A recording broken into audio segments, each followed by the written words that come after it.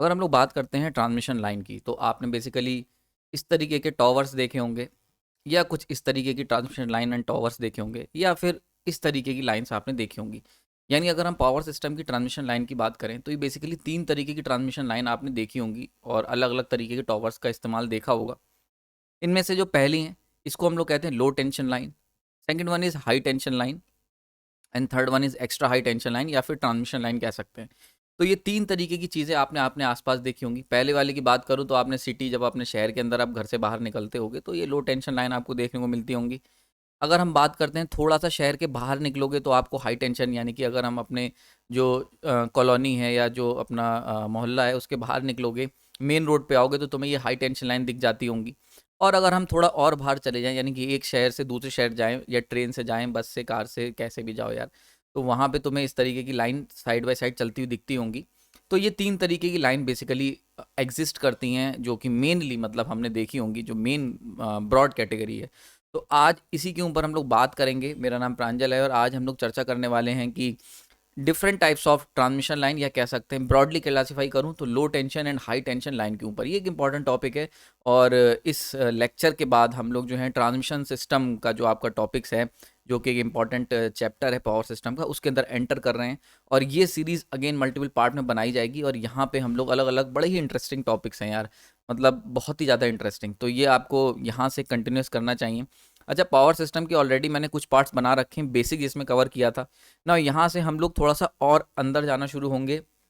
Basic part लगभग लगभग cover हो गया है। बहुत ही जल्द आपको पर यूनिट सिस्टम पे भी मैं काम कर रहा हूँ, बहुत जल्दी आपको देखने को मिल जाएगा। तो शुरू करते हैं। सबसे पहले L T and high transmission line. Okay, ना सबसे पहले मीनिंग की बात कर लेते हैं। तो ये टेंशन का वर्ड कहाँ से आया? तो ये टेंशन हम अपने जो दिमाग में टेंशन लेते हैं या हमें जो लाइफ में टेंशन होती है उसका नहीं है। ये टेंशन, ये जो हाई टेंशन और लो टेंशन लाइन, आपने बहुत बार लोग कहते सुना होगा कि ये जो लाइन जा रही है ये हाई टेंशन लाइन है, या ये जो लाइन जा रही है ये लो टेंशन लाइन है। तो ये टेंशन वर्ड कहाँ से आया? तो बेसिकली ये जो था एक फ्रेंच वर्ड था, यानी कि फ्रेंच वर्ड था जो कि वोल्टेज के लिए इस्तेमाल करा जाता था फ्रांस में। ठीक, तो हुआ क्या, देखो एक्चुअल में है क्या कि यार, इंग्लैंड हो गया, अमेरिका हो गया, फ्रांस हो गया, इन सब ने अलग अलग लोगों ने रिसर्च करी पावर सिस्टम के ऊपर, एसी सिस्टम के ऊपर, और इन्होंने अपने अपने नाम रख दिए। ठीक है, तो हमने क्या करा, जब हमने एक यूनिवर्सल कह सकते हो सब्जेक्ट तैयार करा, एक यूनिवर्सल थीम तैयार करी, तो हमने कुछ वर्ड कहीं से ले लिए उनको मान्यता देने के लिए, कुछ वर्ड कहीं से उठा लिए। ठीक है, तो जनरली हम लोग अगर हम बात करते हैं अमेरिका की या इंग्लैंड की, तो वहाँ पे हम लोग high voltage low voltage line बोलते हैं। लेकिन फ्रेंच जो थे वो एक पर्टिकुलर उन्होंने सेक्शन बांटा था और उन्होंने टेंशन को नाम दिया, यानी कि low tension and high tension line. तो इसका क्या मतलब हुआ कि लो टेंशन लाइन अगर कहीं लिखा है, इसका मतलब लो वोल्टेज की लाइन है। ठीक है, क्लियर हो गया। वहीं पे अगर एच टी लाइन लिखा है हाई टेंशन, तो इसका मतलब क्या हुआ, हाई वोल्टेज लाइन है। यानी कि टेंशन का जो वर्ड है वो बेसिकली वोल्टेज से हम लोग डिफाइन करते हैं, और ऐसा हम लोग फ्रेंच वर्ड हमने वहाँ से ही उठाया हुआ है। आई होप जी समझ में आ गई होगी। तो कहीं पे भी एल टी लाइन लिखा हुआ है तो इसका मतलब डायरेक्टली उसको डिकोड करके लिख सकते हो लो वोल्टेज लाइन। वहीं पे कहीं एच टी लाइन लिखा हुआ है उसे भी डायरेक्टली डिकोड करके लिख सकते हो हाई वोल्टेज लाइन। ठीक, एप्लीकेशन की अगर बात कर लें, तो अगर हम बात करते हैं पूरे पावर सिस्टम की, तो पावर सिस्टम में पावर जनरेट हो रही है, जनरेट होने के बाद ट्रांसमिशन लाइन के थ्रू सब स्टेशन में पहुंच रही है। सब स्टेशन में पहुंचने के बाद वो हमारे डिस्ट्रीब्यूशन ट्रांसफार्मर तक आ रही है, जो कॉलोनी के बाहर रखा होता है, आपने देखा होगा। और वहां से फेज एक हमारे घर के अंदर आएगा, एक गरीब सी छोटी सी झोपड़ी बनाई हुई है मैंने, यहाँ पे पहुंचेगा, जो कि डोमेस्टिक कंज्यूमर की तरफ आता है ना। अगर हम लाइन, इस पूरे सिस्टम को 3 पार्ट्स में डिवाइड करें on the basis of transmission line, तो पहली वाली जो होगी वो होगी हाई टेंशन लाइन होगी। आपको ये चीज़ मैंने पुराने लेक्चर्स में ऑलरेडी कवर कर चुका हूँ कि पावर जनरेट होती लगभग 11 केवी पे अल्टरनेटर पावर बनाता है। पर ये 11 केवी जो है ये एक बहुत अच्छा वोल्टेज नहीं है, क्योंकि अगर हम बात करते हैं ट्रांसमिट करने की, तो इतने वोल्टेज पे बहुत हाई करंट हमें भेजना पड़ेगा, और करंट बहुत हाई रखोगे तो उसकी वजह से क्या होगा, लॉसेस भी बहुत हाई हो जाएंगे। तो ये प्रॉब्लम को दूर करने के लिए हम लोग इसको यहाँ पे स्टेप अप करते हैं, और बहुत अच्छे हाई वोल्टेज पे स्टेप अप करा जाता है। 765 आई थिंक इस तरीके के वोल्टेज होते हैं, मतलब केवीज में ले जाते हैं हम लोग। तो इस तरीके के हम लोग हाई वोल्टेज में, मैंने उसको लेक्चर में कवर किया है, वहाँ से आप देख सकते हो। तो इतने हाई वोल्टेज में हम इसको स्टेप अप करते हैं, और उस स्टेप अप वोल्टेज को हम लोग इस ट्रांसमिशन लाइन या ई एच टी, इसीलिए लिखा हुआ है यहाँ पे। ई का क्या मतलब है, ई का मतलब है यहाँ पे एक्स्ट्रा, यानी कि extra high tension, extra high tension. Clear हो रहा है यहाँ पे? तो आई चीज़ समझ में आ रही होगी। तो हमने क्या करा, पावर को जनरेट करा 11 केवी में, और 11 केवी में जनरेट करने के बाद हमने इसे हाई वोल्टेज पे, एक्स्ट्रा हाई वोल्टेज पे ट्रांसफॉर्म कर दिया। ठीक है, तो ये चीज़ क्लियर हो गई होगी। तो यानी कि हमने क्या करा, 11 केवी के लगभग बनाई और उसको extra high voltage for example 765 या 400 केवी के अप्रॉक्स हमने इसको ट्रांसफॉर्म कर लिया। तो ये हो गई एक्स्ट्रा हाई ट्रांसमिशन लाइन, या फिर हम कह सकते हैं ट्रांसमिशन लाइन भी एक्स्ट्रा हाई टेंशन लाइन कह सकते हो या ट्रांसमिशन लाइन कह सकते हो, लगभग लगभग एक ही उनका मीनिंग है। तो यहाँ तक हमने करा। देन इसके बाद ये पावर जाएगी सब स्टेशन पे, सब स्टेशन इसको स्टेप डाउन करेगा और इसको पर्पट यानी कि प्रैक्टिकल पर्पस के लिए कन्वर्ट करेगा इस पावर को, क्योंकि इतनी हाई वोल्टेज पे हम पावर का इस्तेमाल नहीं कर सकते हैं। तो यहाँ पे सब स्टेशन पहुंचा। अच्छा, एक चीज़ आपको पता होगी ऑलरेडी कि हम लोग इतना हाई वोल्टेज जो ट्रांसफॉर्म करते हैं पावर को जनरेशन के बाद, उसके पीछे मेजर रीज़न यही है कि लॉसेस कम हो सकें और ज़्यादा पावर कम कंडक्टर, स्मॉल थिक नहीं कंडक्टर ना लेना पड़े, थिन कंडक्टर से ही चली जाए, यानी कि नंबर ऑफ कंडक्टर या कह सकते हैं वेट ऑफ कंडक्टर कम लगे, जिससे कि इकोनॉमिकल पड़े। ठीक है, अगर फिर भी आपको डाउट है कमेंट सेक्शन में बताना कि सर हम लोग extra high transmission, extra high tension या फिर हाई वोल्टेज पे ट्रांसमिशन क्यों करते हैं। इस तरीके के क्वेश्चन अगर आप कमेंट सेक्शन में टाइप करेंगे तो मैं एक सेपरेट वीडियो उसके लिए बना दूंगा। अदरवाइज मुझे लगेगा कि आपको ये चीज़ पता है। ठीक है, तो आगे चलते हैं। सब स्टेशन पे पावर आ गई ना, सब स्टेशन से डिस्ट्रीब्यूशन ट्रांसफार्मर पे जो पावर जाएगी, ये जो बीच की ट्रांसमिशन लाइन है इसको हम लोग कहेंगे हाई टेंशन लाइन। ठीक है, तो यानी कि जनरेशन से सब स्टेशन तक जो पावर ट्रांसमिशन लाइन जो लेके आ रही है पावर, उनको हम कहेंगे टीएल ट्रांसमिशन लाइन या फिर EHT high extra high tension line. Sub station से लेके जो तुम्हारे घर के पास डिस्ट्रीब्यूशन ट्रांसफार्मर लगा हुआ है वहां तक जो ट्रांसमिशन लाइन आ रही है उसको हम कहेंगे, वो जो वहां तक जो लाइन आ रही है उसको हम कहेंगे हाई टेंशन लाइन यानी कि एचटी लाइन। ठीक है, अब डिस्ट्रीब्यूशन से लेके तुम्हारे घर तक जो जा रही है इसे हम कहेंगे एलटीएल यानी कि लो टेंशन लाइन। क्लियर हो गया यहाँ पे। तो आयु समझ में आ गया होगा किस तरीके से हमने इनको डिवाइड किया है।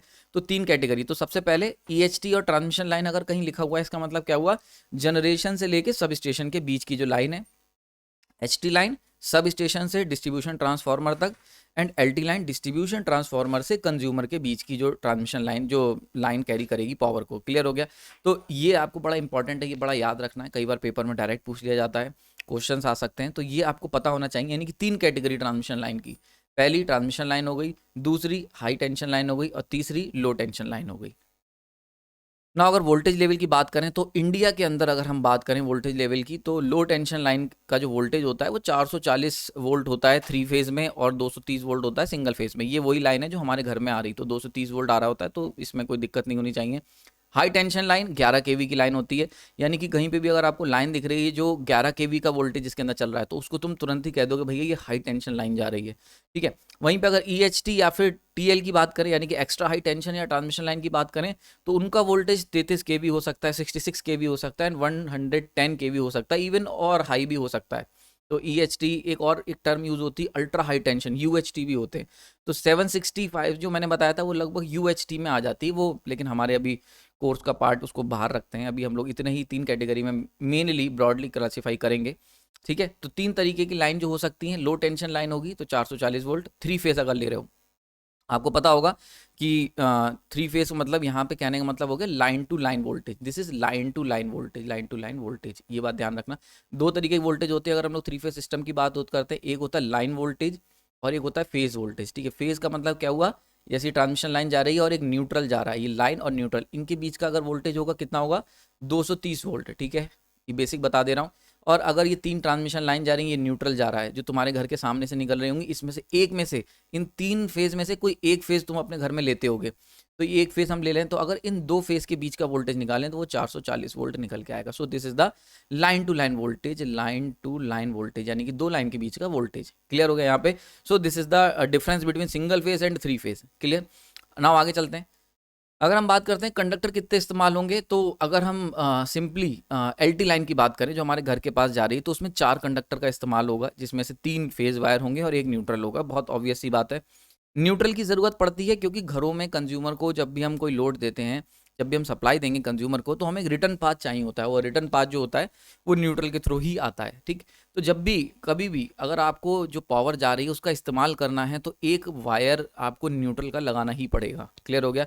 तो इसीलिए जब भी हम प्रैक्टिकल पर्पज़ या डोमेस्टिक यूज़र की बात करते हैं तो वहाँ पे 3 फेज वायर और एक neutral wire for completing the circuit. Next अगर हम बात करते हैं हाई टेंशन लाइन की, तो हाई टेंशन लाइन का जो पर्पस होता है वो डोमेस्टिक कंज्यूमर को कोई पावर सप्लाई करने का नहीं होता है। मतलब डोमेस्टिक कंज्यूमर जो है वो इस हाई टेंशन लाइन से पावर नहीं उसको लिए ऑफिशियली नहीं ले सकता। चुराने वाले गांव में आपने देखा होगा तार डाल लेते हैं और एक न्यूट्रल ग्राउंड से लेके दे देते हैं, पर this is a wrong practice. ठीक, तो हाई टेंशन लाइन जो है ये बेसिकली इनका पर्पस जो होता है वो बड़ी बड़ी इंडस्ट्रीज़ जो होती हैं, फॉर एग्जांपल मॉल्स हो गए या कॉलेजेस हो गए जहाँ पे बड़े बड़े लैब्स हैं, उनको पावर देना होता है और वो 3 फेज से काम चल जाता है। तो इनके अंदर 3 कंडक्टर्स यूज़ होते हैं, RYV, जैसे कि हम लोग जानते हैं 3 फेज कंडक्टर। तो जैसे 3 फेज इंडक्शन मशीन जहाँ पे भी यूज़ होती है, उनको ऐसे इंडस्ट्रीज़ को या ऐसे कॉलेजेस को हमें पावर जब भी देनी होगी तो हमें 3 HT लाइन के थ्रू ही पावर दी जा सकती है, 3 फेज पावर। ठीक, 3 फेज वायर होंगे और कोई भी न्यूट्रल इसमें नहीं होता है। क्लियर हो गया? नाउ आगे चलते हैं। अगर हम बात करें इनकी EHT या फिर ट्रांसमिशन लाइन की, तो इनके अंदर बेसिकली 3 कंडक्टर का इस्तेमाल होता है और तीनों के तीनों फेज वायर होते हैं।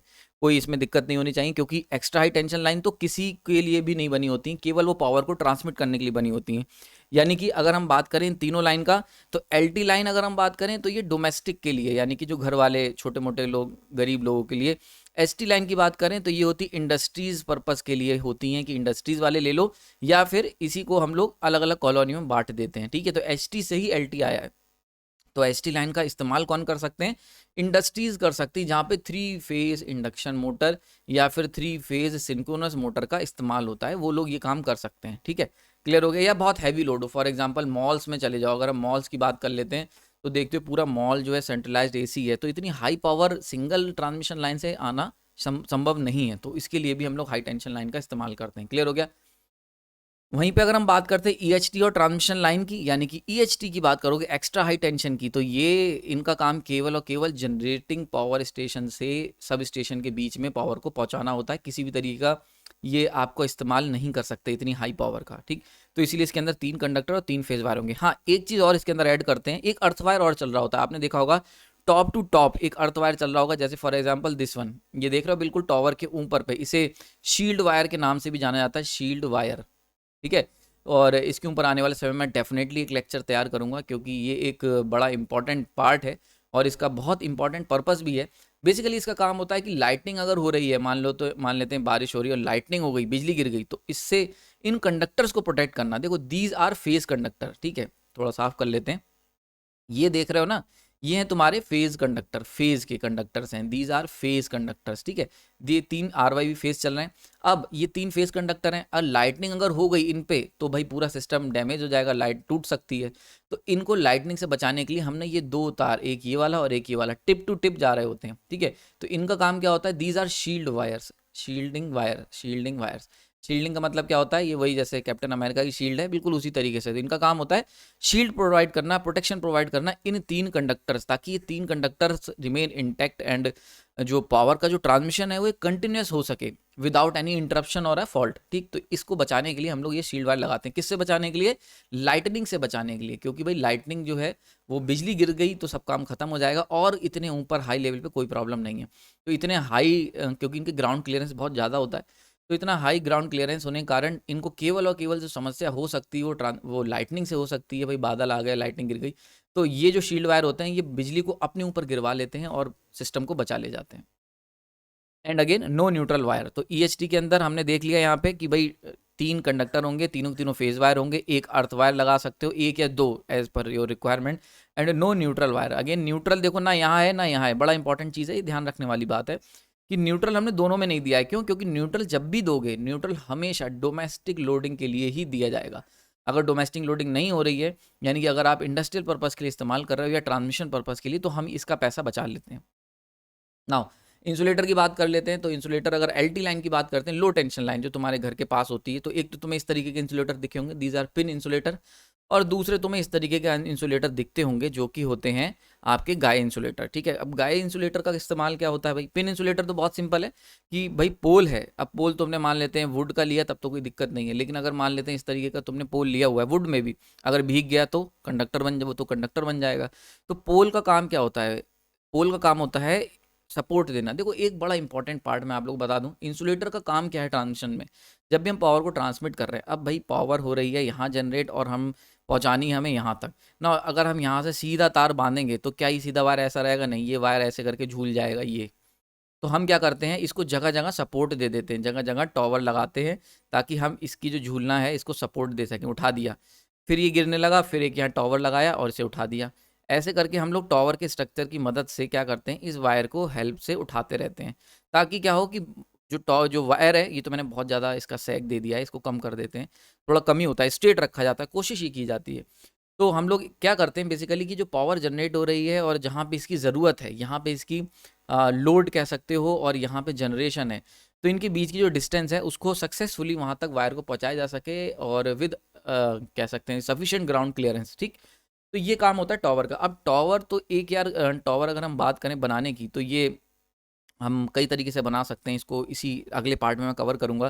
कंक्रीट के हो सकते हैं, आरसीसी के हो सकते हैं, लेकिन मेनली जो ब्रॉडली बनाए जाते हैं वो स्टील के बनाए जाते हैं।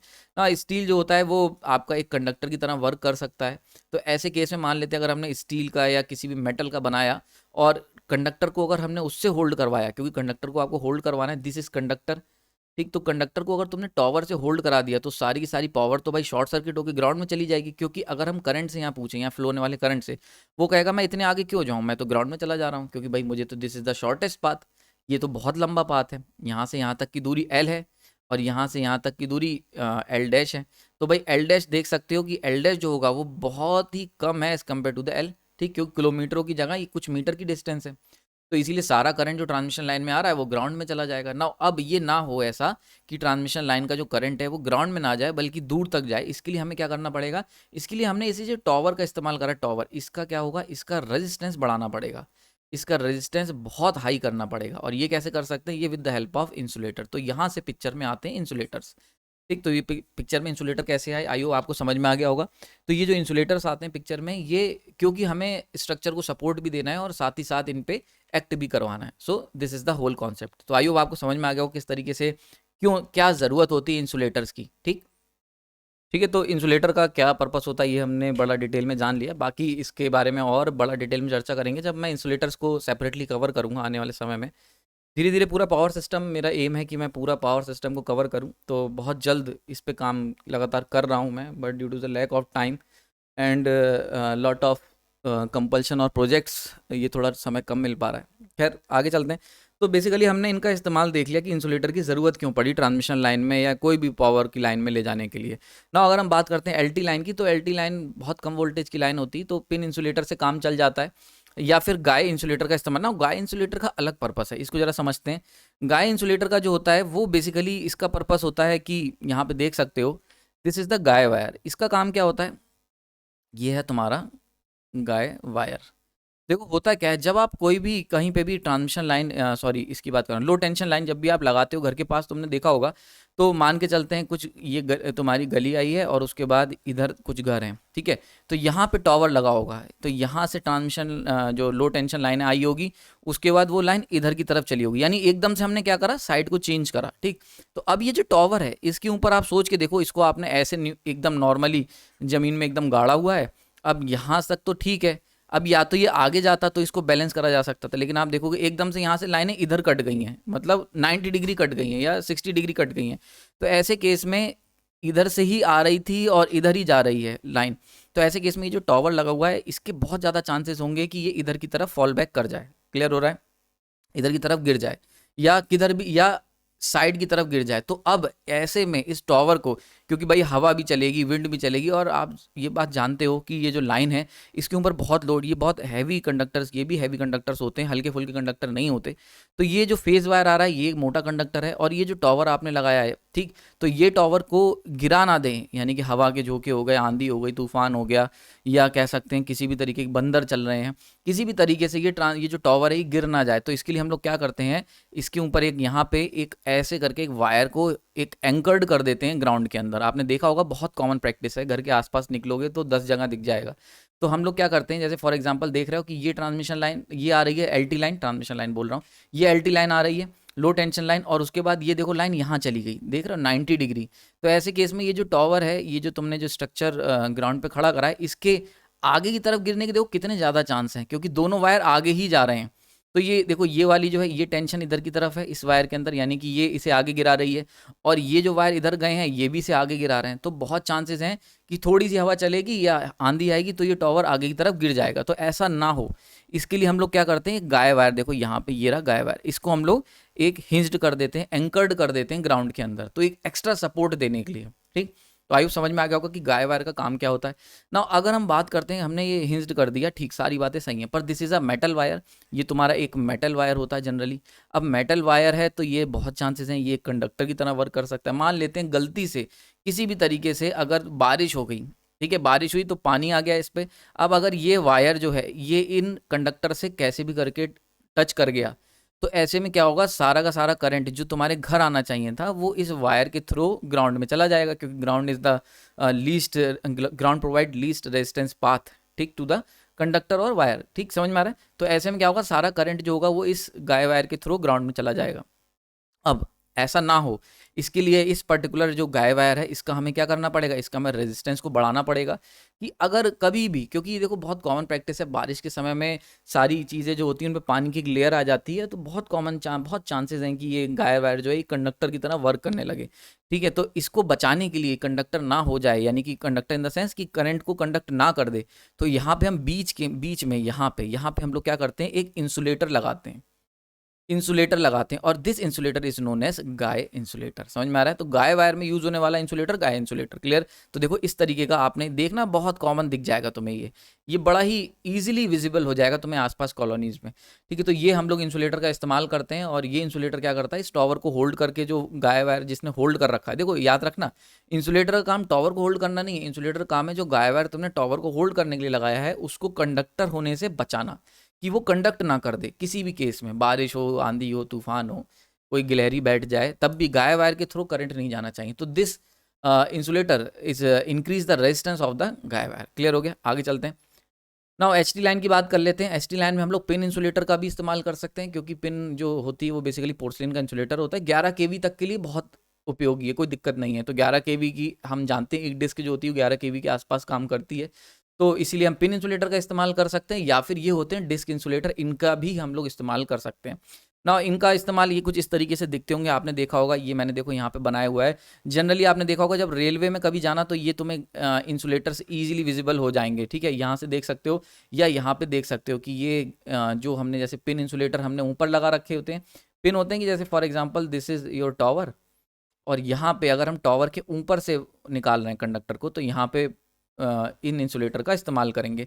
लेकिन अगर हम वहीं पे टॉवर में डायरेक्शन चेंज कर रहे हैं, यानी कि अगर इन्हीं पिन इंसुलेटर को मैं क्या करूं, ऐसे ना रख के इनको अगर डायरेक्शन चेंज कर रहे हैं हम लोग, तो यहाँ लगा देंगे, ये लगाया, तो एक यहाँ से आया कंडक्टर और ये दूसरा कंडक्टर यहाँ से यहाँ जाएगा, और बीच में हमने क्या करा, अगर हमें कंटिन्यूस चाहिए तो कंटिन्यूस के लिए हम यहाँ पे एक जंपर लगा सकते हैं, इस तरीके से। समझ में आ रहा है। तो ये काम कर सकते हैं। तो इस तरीके का पिन इंसुलेटर हम लोग इस्तेमाल, सॉरी डिस्क इंसुलेटर का भी इस्तेमाल कर सकते हैं इस पर्टिकुलर टाइप में। तो पिन इंसुलेटर जब भी होगा तो वो टॉवर के ऊपर माउंट होगा, और वहाँ पे कंटिन्यूस वायर जा रहा होगा, केवल इंसुलेटर काम होगा कि टॉवर को बचाना, ठीक है, कंडक्टर्स के टच में आने से। वहीं पे अगर हम बात करते हैं डिस्क इंसुलेटर की, तो इसका इस्तेमाल हम लोग करेंगे जब हमें डायरेक्शन को चेंज करना होगा, या फॉर एग्जांपल लास्ट टॉवर है तुम्हारे कॉलोनी का, आखिरी टॉवर है, तो वहाँ पे भी हम, वहाँ पे जो लाइन को टर्मिनेट करना होगा, तो वहाँ पे भी हम इसको पिन इंसुलेटर का इस्तेमाल करके ये काम कर सकते हैं, एक यूज़ किया जाता है। क्लियर हो गया। तो आई होप समझ में आ गई होगी चीज़ें कि पिन इंसुलेटर का इस्तेमाल कहाँ करेंगे, कैसे करेंगे और क्यों करेंगे। नाउ अगर हम बात करते हैं EHT लाइन की, यानी कि जो मेन ट्रांसमिशन लाइन चल रही होती है, तो वहाँ पे हमें ये दो तरीके के हमें बेसिकली देखने को मिलेंगे। दो क्या, एक ही तरीका है यहाँ पे। एक तरीका ये हो गया, these are called suspension insulators, यानी कि बहुत सारी डिस्क, अभी एक डिस्क यूज़ करी थी, अब बहुत सारी डिस्क और लटकी हुई हैं, सस्पेंडेड हैं, लटकी हुई हैं, या तो ये देखने को मिलेगा या फिर ऐसा कुछ देखने को मिलेगा, यानी कि स्ट्रेन इंसुलेटर।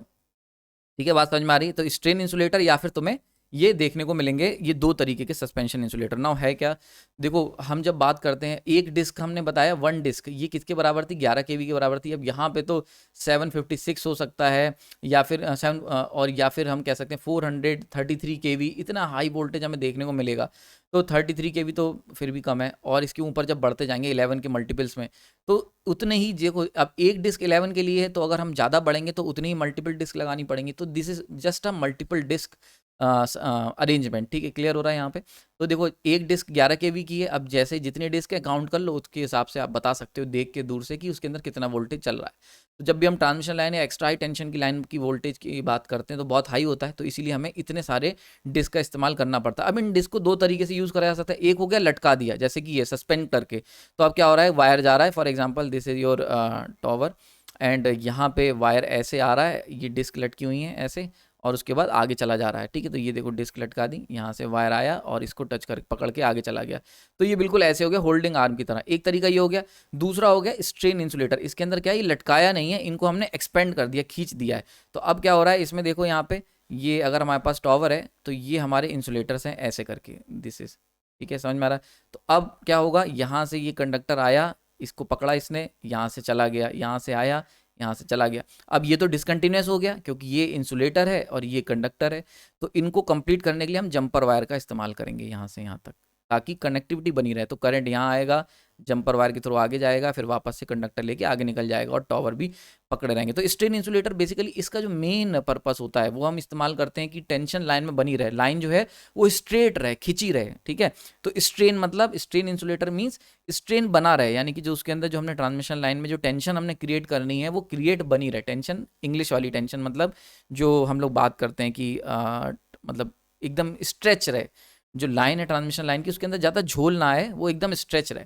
तो ये स्ट्रेन इंसुलेटर्स होते हैं and these are suspension insulators. इन दोनों का इस्तेमाल करते हैं। आने वाले लेक्चर में जब मैं आपको बताऊंगा स्ट्रेन और सस्पेंशन के बारे में, एक सेपरेट लेक्चर पर चर्चा करेंगे, तब वहाँ पे इनकी और बारीकियां देखेंगे। अभी तक के लिए इतना ही आप समझ सकते हो। ठीक है, नाउ इस पार्ट को यहाँ पे ख़त्म करते हैं। अभी ये पार्ट इनकम्प्लीट है, ऑलरेडी लेक्चर काफ़ी लंबा हो चुका है, तो इसका नेक्स्ट पार्ट जो होगा उसके अंदर हम लोग और चर्चा करेंगे और देखेंगे कि और क्या अंतर होते हैं लो ट्रांसमिशन लाइन और हाई ट्रांसमिशन लाइन के अंदर। साथ ही साथ ये बातें जानेंगे कि किस तरीके से हम लोग कैसे हम पहचान कर सकते हैं कि हमारी जो ट्रांसमिशन लाइन है वो LT है कि HT है, और प्लस और क्या क्या मेजर डिफरेंसेस होते हैं ना। एक बात आपको बहुत इंपॉर्टेंट बता दूं, ये जो पार्ट चल रहा है ये बड़ा इंपॉर्टेंट है क्योंकि बहुत सारे एग्जाम्स में पूछ लिए जाते हैं, स्पेशली JEE लेवल के एग्जाम्स में के लिए बहुत इंपॉर्टेंट है। पॉलीटेक्निक वाले जो भी मेरे स्टूडेंट्स हैं उनके लिए बहुत इंपॉर्टेंट लेक्चर है, क्योंकि इस पर काफ़ी क्वेश्चंस आते हैं एग्जाम्स में कि भाई यहाँ पे कि हाई टेंशन लाइन में कौन सा इसमें से इंसुलेटर यूज़ करेंगे, या ट्रांसमिशन लाइन में कौन सा इंसुलेटर यूज़ करेंगे, LT लाइन में कौन सा इंसुलेटर यूज़ करेंगे। तो ये अभी आने वाले समय में हम लोग बात करेंगे कंडक्टर्स की, कौन से कंडक्टर यूज़ करेंगे हम लोग LT HT में, और भी बहुत कुछ है। तो तब तक के लिए धन्यवाद, आपने अपना कीमती समय दिया। और कोई कमेंट है, अगर कोई डाउट है तो कमेंट सेक्शन में बता सकते हैं, पसंद आया है तो भी कमेंट सेक्शन में बताएं।